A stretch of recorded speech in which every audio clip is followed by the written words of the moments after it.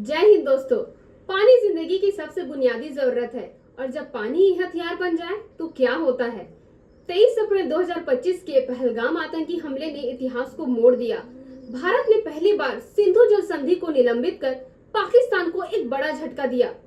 क्या है इस संधि का असली मतलब, इससे पाकिस्तान पर क्या असर पड़ेगा और भारत का असली गेम प्लान क्या है, चलिए आज इस पूरे घटनाक्रम को डिटेल्स में समझते हैं। सिंधु जल संधि भारत और पाकिस्तान के बीच एक ऐतिहासिक जल समझौता है जो 19 सितंबर 1960 को कराची में साइन हुआ था।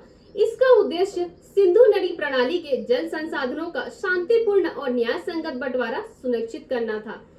इस संधि के तहत 6 प्रमुख नदियों को 2 समूहों में बांटा गया। पूर्वी नदियां रावी, ब्यास और सतलज, इसका नियंत्रण भारत को दिया गया। पश्चिमी नदियां सिंधु, झेलम और चिनाब, इसका नियंत्रण पाकिस्तान को सौंपा गया। भारत को सीमित अधिकार मिले। भारत को पश्चिमी नदियों पर सीमित सिंचाई और सीमित उपयोग करने की अनुमति है, लेकिन इसके लिए विस्तृत तकनीकी नियमों का पालन आवश्यक है और स्थायी सिंधु आयोग की स्थापना हुई। दोनों देशों ने एक स्थायी आयोग की स्थापना की। इसमें प्रत्येक देश के एक आयुक्त होता है। यह आयोग डेटा साझा करने, निरीक्षण और विवादों के समाधान के लिए नियमित बैठकें करता है। सिंधु जल संधि अब तक भारत पाकिस्तान संबंधों में स्थिरता का एक महत्वपूर्ण आधार रही है, लेकिन 23 अप्रैल 2025 को जम्मू कश्मीर के पहलगाम में हुए आतंकवादी हमले के बाद भारत सरकार ने पहली बार इस संधि को निलंबित कर दिया। भारत ने पाकिस्तान पर हमले में शामिल होने का आरोप लगाया, जिसे पाकिस्तान ने खारिज किया। इस निलंबन से पाकिस्तान में जल संकट की आशंका बढ़ गई है, क्योंकि उसकी कृषि और जल आपूर्ति का अधिकांश हिस्सा सिंधु नदी प्रणाली पर निर्भर है। अब बहुत सारे सवाल घूम रहे हैं और बहुत सारी चीजें सोशल मीडिया पर वायरल भी है। चलिए डिटेल में जानते हैं इस ट्रेटी से कैसे बदल रहा है पूरा गेम। पहलगाम आतंकी हमले के बाद भारत ने पाकिस्तान के खिलाफ एक बड़ा कदम उठाया। 23 अप्रैल को प्रधानमंत्री नरेंद्र मोदी की अध्यक्षता में कैबिनेट कमेटी ऑन सिक्योरिटी की बैठक हुई।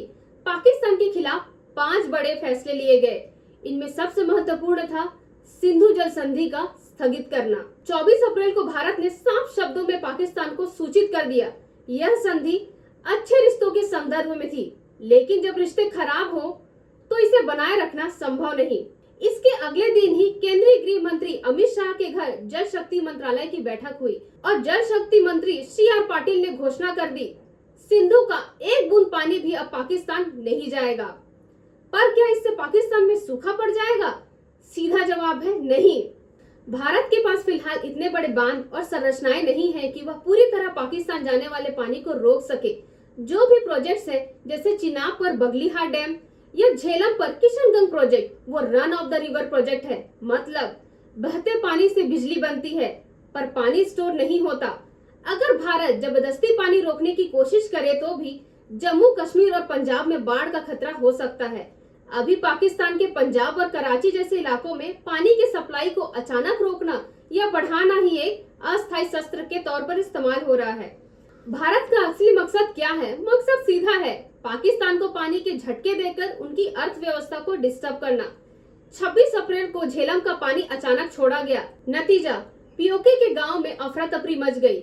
बिना किसी अलर्ट के नदी का पानी अचानक बढ़ गया, लोगों को घर छोड़ने पड़े। भारत अब पानी के फ्लो को मैनेज करके कभी जल संकट तो कभी बाढ़ जैसी चुनौतियां पाकिस्तान के सामने खड़ी कर सकता है। पाकिस्तान की भौगोलिक कमजोरी क्या है? सिंधु और उसकी सहायक नदियां भारत में ऊंचाई वाले इलाकों से होकर पाकिस्तान के नीचे की तरफ गिरती है। पाकिस्तान की 90% खेती और 1/3 बिजली सिंधु बेसिन पर निर्भर है। सिंधु बेसिन का कंट्रोल भारत के पास है, इसलिए पाकिस्तान पानी के मसले पर फंसा हुआ है। पानी को लेकर पाकिस्तान का डर इतना बढ़ चुका है कि वो पानी पर खून बहाने तक की धमकी देने लगा है और चीन से मदद की गुहार लगा रहा है। सोचने वाली बात यह है कि क्या चीन पाकिस्तान की मदद कर सकता है? ब्रह्मपुत्र नदी जो तिब्बत से निकलकर भारत में बहती है, उस पर चीन का कंट्रोल है। डोकलाम विवाद के बाद चीन ने ब्रह्मपुत्र के पानी का डेटा भारत को देना बंद कर दिया था।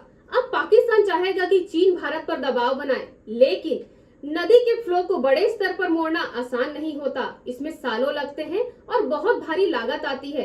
इसलिए फिलहाल पाकिस्तान को चीन से कोई भी तत्कालिक राहत के आसार नहीं है। चलिए समझते हैं पाकिस्तान के खिलाफ भारत का लंबा प्लान। 3 स्टेप में मास्टर स्ट्रोक क्या है। जल शक्ति मंत्री ने बताया कि भारत अब 3 स्टेप में एक बड़ा रोड मैप तैयार कर रहा है। पहला स्टेप, नई सिंधु जल संधि के लिए जमीन तैयार करना। भारत लंबे समय से इस पुराने और भारत विरोधी समझौते में बदलाव चाहता था। अब जब संधि औपचारिक तौर पर सस्पेंड हो गई है और भारत पाकिस्तान को नई शर्तों पर बातचीत के लिए मजबूर कर सकता है, इसमें भारत अपने हितों जैसे जलवायु परिवर्तन और पानी के बंटवारे को प्रमुखता देगा। इस रोड मैप का दूसरा स्टेप है अपने हिस्से के हर बूंद पानी का इस्तेमाल करना।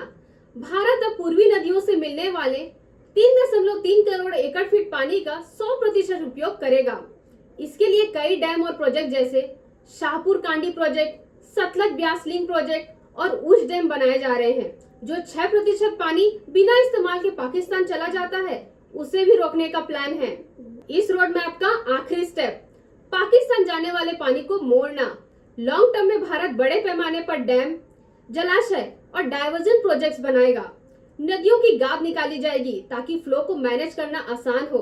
इस तरह पाकिस्तान पर पानी के हथियार से दबाव बनाया जाएगा। इस रोड मैप के तहत कुछ अंतर्राष्ट्रीय दबाव भी हैं।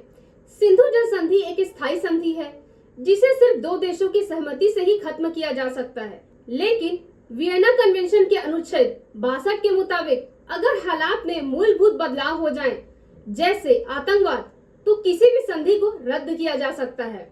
भारत इस आधार पर कानूनी तैयारी कर रहा है। अगर पाकिस्तान वर्ल्ड बैंक के इंटरनेशनल कोर्ट में जाता है तो भारत के पास हर मोर्चे पर जवाब देने के लिए मजबूत रणनीति तैयार है।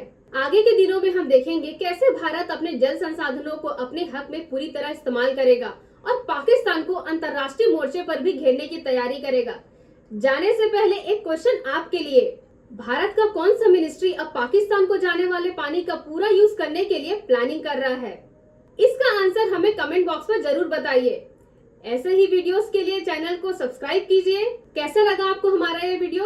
अगर अच्छा लगा तो हमें जरूर सब्सक्राइब कीजिए। Thanks for watching.